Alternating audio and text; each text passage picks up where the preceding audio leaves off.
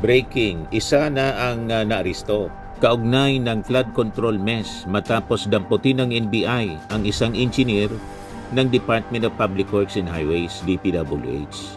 Nangyari ang pag-aresto matapos maglabas ng warrant ang Sandigan. Tandang-tanda natin mga kababayan. Pero alam naman natin po na kahit nung previous administration, si Saldico po ay talagang nakakuha ng malalaking kontrata po, hindi lang sa Public Works, pati sa DepEd at sa DOH mga kababayan. O ito nga po, kailan ito? February 12, report ng GMA News 2024, Senator Villanueva hits back at Saldico. Your company is linked to Pharmaly DepEd laptop controversies.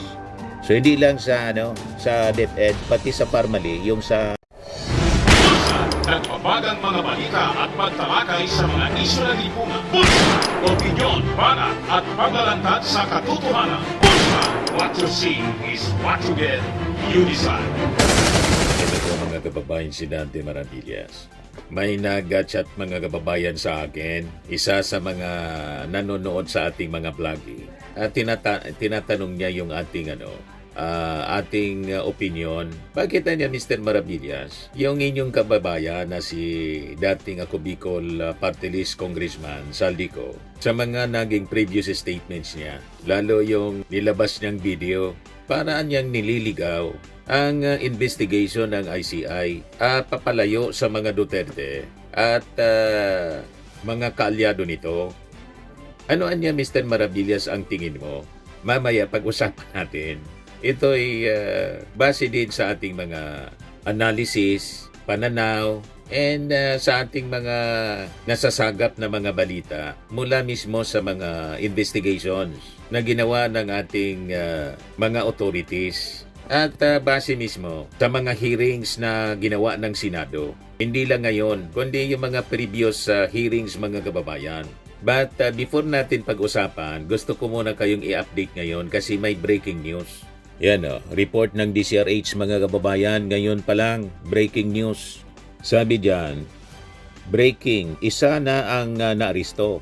Kaugnay ng flood control mess matapos damputin ng NBI ang isang engineer ng Department of Public Works and Highways, DPWH. Nangyari ang pag-aresto matapos maglabas ng warrant ang Sandigan Bayan laban kay dating Congressman Saldico at 17 iba pa mula sa DPWH at SunWest Corporation. Sabi po ni NBI OIC Attorney Lito Magno, siya ay nasa custody na po ng NBI at kasalukuyang pinoproseso para sa Standard Operation Procedure. So wala pang pangalan kung sino among the 17 wanted na ng NBI at saka ng PNP CIDG. After na yung Sandigan Bayan, magpalabas ng warrant of arrest. Kasi wanted sila, hindi man kasi po voluntarily nag-surrender. After na malaman nila through the report sa media at mismong announcement ng ating Pangulo na may mga warrant of arrest na po sila in connection po sa flood control scandal. Okay po? So maya-maya malaman natin yung identity kung sino ito na taga DPWH ang nahuli na po ng NBI. Meantime, pag-usapan natin yung tanong ng isang nag-message sa atin. Nalata siguro yung mga statements ni Saldico, mga kababayan, na parang niya nililigaw ang investigations ng ICI palayo sa mga Duterte at sa mga kaalyado nito. Kung maintindihan natin mga kababayan kung bakit ganon ang nalata ninyo kay dating Congressman Saldico. Kasi po, sabi ko nga sa inyo sa background, taga rito yan kasi sa amin, kilala natin personal, pati yung kanyang pamilya kung paano nagsimula as a contractor. Yung kanyang pamilya, yung kanyang tatay, si Delfinco, matagal na po na contractor po sa DPWH. Panahon pa ni Ramos, doon nagsimula. Then nang mamatay yung kanyang tatay, siya na po yung nag-take over sa pamamahala. And lumaki mga kababayan as si government contractor. Spanning several administrations from Ramos, Gloria Macapagal Arroyo, kay Pinoy, lalo na po ng panahon ng previous administration, Duterte administration. Yung tutok ng investigasyon mga kababayan ang utos ng ating Pangulo po the past 10 years dito sa flood control. So maintindihan natin kung bakit mga kababayan, si Saldico, iniiwas niya sa previous administration. Una, tingin natin, baka may kumausap sa kanya. Although di ba dati, nagkaaway na sila ni Sara Duterte. Nagbabanatan po sila no chairman pa ng Committee on Appropriations. So tandang-tanda natin mga kababayan. Pero alam naman natin po na kahit nung previous administration, si Saldico po ay talagang nakakuha ng malalaking kontrata po, hindi lang sa Public Works, pati sa DepEd at sa DOH mga kababayan. Report ito ng Philippine Star mga kababayan. Philstar Global, ex-DepEd Chief Briones, panahon nito ni Digong. Pero yung report, July 2025. Pero itong issue ito, panahon ni Digong. Kasi si Briones yung DepEd Secretary. Ex-DepEd Briones, Chief, charged with draft falsification over 2.4 billion laptop deal. Billion din po siya, mga kababayan. Panahon ng pandemic, in a 106-page resolution dated July 4, the Ombudsman deemed there was probable cause to charge Briones and other DepEd officials with violating the Anti-Graft and Corrupt Practices Act and falsification in connection with department's procurement of outdated laptops in 2021. Ang supplier nito mga kababayan, yung Sunwest Construction ni Saldico. The Ombudsman found the officials acted in conspiracy to facilitate the overpriced procurement and give unwarranted benefits to the winning joint venture composed of Sunwest Construction and Development Corporation, LDLA Marketing and Trading Incorporated, and BST ACS Philippines Incorporated. So, with this, maintindihan natin kung bakit iniiwas ni Saldi ang investigasyon ng ICI sa previous administration, sa Duterte administration at sa mga kaalyado. Kasi naging contractor po si Saldi. Hindi lang po ng DPWH, pati ng DepEd, pati ng DOH, spanning several administration. At pumasok din siya sa DepEd, DOH nung previous administration. So maintindihan natin kung bakit ganun po. Ito ang possible reason. So, naintindihan na po ninyo, mga nagtatanong kung bakit nahalata ninyo na si Saldico sa kanyang mga statements para iniiwas sa Duterte administration ang tutok ng investigasyon ng ICI. Pero siyempre, alam naman po yan ng ICI, mga kababayan. Only that, this time, ang tutok ng ICI po, investigation sa flood control mesh. Sa flood control mesh, flood control scandal po, isa yung Sunwest sa mga napangalanan ng ating Pangulo as top contractor other than the Discayas.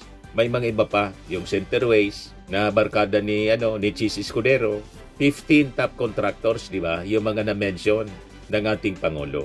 And this time, ang nauna mga kababayan na napaila ng kaso sa Sandigan Bayan na may warrant of arrest na nga po, si Saldico at yung 17 na mga officials ng DPWH at saka ng Sunwest Construction.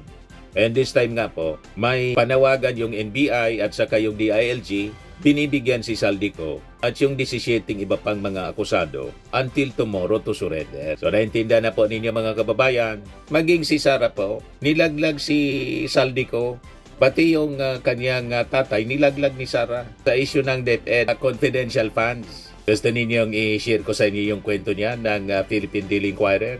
Yan Sara Duterte finally reveals how DepEd confidential funds were spent. Kailan itong balita? October 17, 2025. Hindi pa matagal, last month pa lang.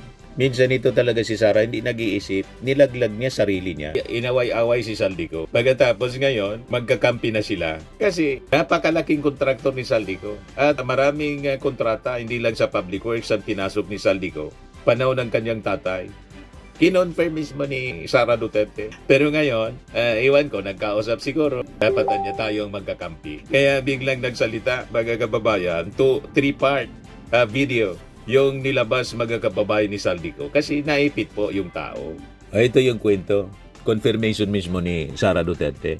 Sabi niya, Vice President Sara Duterte said, the confidential funds allocated to DepEd were used to investigate alleged rampant corruption in the agency she previously headed, including the 2.9 billion deal for outdated and overpriced laptops, O ito po yung laptops na ang supplier, si Saldico. But their statement during the Pandesal Forum held at Kamuning Bakery in Quezon City contradicted the DepEd's claim last year that it was unaware of how Duterte spent the 112.5 million confidential funds for the agency in 2023.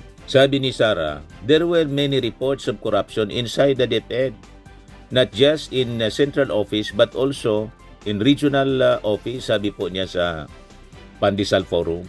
In March 2022, the COA flagged the DepEd then under Secretary Leonor Briones, Duterte's predecessor, for buying 2.4 billion worth of reportedly outdated and pricey laptops for teachers conducting online classes in 2021 at the height of the COVID pandemic. Sino ang supplier, mga kababayan? Ito po ang supplier. Sunwest Construction and Development Corporation. Yung company linked to Saldico. So, dito natin maintindihan kung bakit ganon ang inyong observation po, mga kababayan, na si Saldico parang nililihis ang investigasyon sa previous administration. Kasi ang dami niyang mga kontrata sa previous administration. Pero hindi lang sa previous administration. Kundi mula pa noong panahon ni Ramos, ni Gloria Macapagal-Arroyo, ni Pinoy. Kasi matagal na silang kontraktor.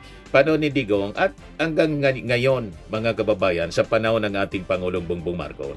Hindi nagustuhan ng ating Pangulo yung mga nangyari. Kasi na-discover niya ang daming anomalya doon sa implementation ng mga flood control projects na naglagay sa peligro po sa buhay ng ating mga mamamayan. Ito nga po. Kailan ito? February 12, report ng GMA News 2024. Senator Villanueva. Senator Villanueva hits back at Saldico. Your company is linked to Farmally DepEd laptop controversies.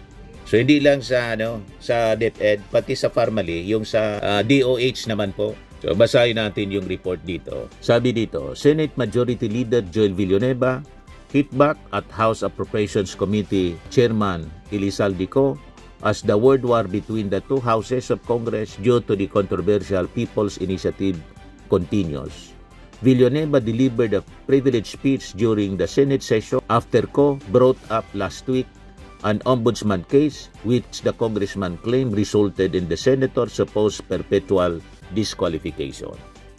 Sabi ni Villanueva, Mr. President, 2019 pa po, panahon ni Digong, dinismiss ang kasong ito na pinaparatang sa atin. Nag-research at nag-aral po ako, nag-akusa sa atin, Mr. President. Villanueva then brought up supposed links to Sunwest Corporation, a company allegedly owned by the congressman, which the senator described as one of the biggest government contractors in the country, as well as the firm's supposed involvement in controversial Farmary deal and the Department of Education laptop deal. So now, naintindihan na po ninyo, mga kababayan, kung bakit ganon yung mga nakikita ninyo po na behavior po ni Saldico, na sabi ninyo po, paraan niyang nililihis ang investigasyon ng ICI ilalayo sa mga Duterte at mga kaalyado. Yun po ang possible reason po. Marami siyang kontrata kasi.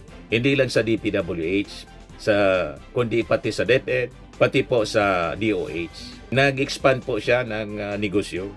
So, the possible motive para i-distract ang publiko, mga kababayan, i-divert an investigation palayo sa mga Duterte at mga kaalyado. At siyempre, may negosyo siya sa DPWH, sa DepEd, nagkakontrata, pati sa DOH. Maybe, siyempre, gusto niya din proteksyonan yung mga contacts niya, business associates, ika nga, yung nagbigay ng kontrata sa kanya. That is a normal behavior, mga kababayan, di ba? Kung sino yung mga business associates mo, siyempre ayaw mo ding ilaglag. Bibigyan mo ng proteksyon. So doon na mga kababayan, sa mga negosyong yan, yumaman ng todo si Saldico. As admitted mga kababayan, ng mismong abogado niya, nang tanungin sa isang press con tungkol sa kanyang salin. Si Atty. Rondain, sabi ni Atty. Rondain sa press con niya, nang tanungin kung magkano ang yaman, net worth ni Saldico, 4.1 billion na niya. Kasi matagal na niya siyang kontraktor. So yun ang pag-amin, mga kababayan, ng mismo niyang abogado. So, naintindihan na ninyo pa, kung bakit nililihis ni Saldico sa mga Duterte ang investigasyon. Kasi po, kabilang-bilaan yung kanyang kontrata during the previous administration. At marami sa mga deals niya, kini-question ngayon po.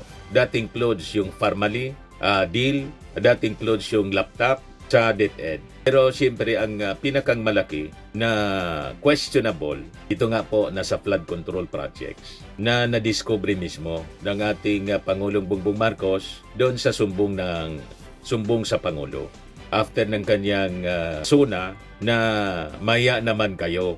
So possibly gusto niyang pagtakpan yung previous administration kasi mas malaki ang mga kontrata na kanyang nakuha during the previous administration. 6 years yun eh.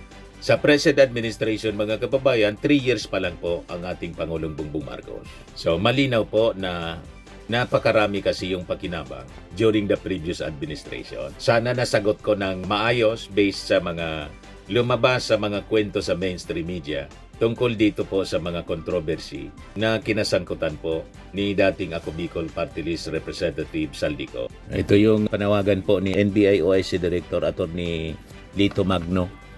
Hinihikayat po namin na sumuko na lang sila ng mapayapa para maumpisa na rin ang proseso. Kung sinabi nila na wala silang kasalanan, karapatan po nila na sumama sa isang proseso ng paglilitis.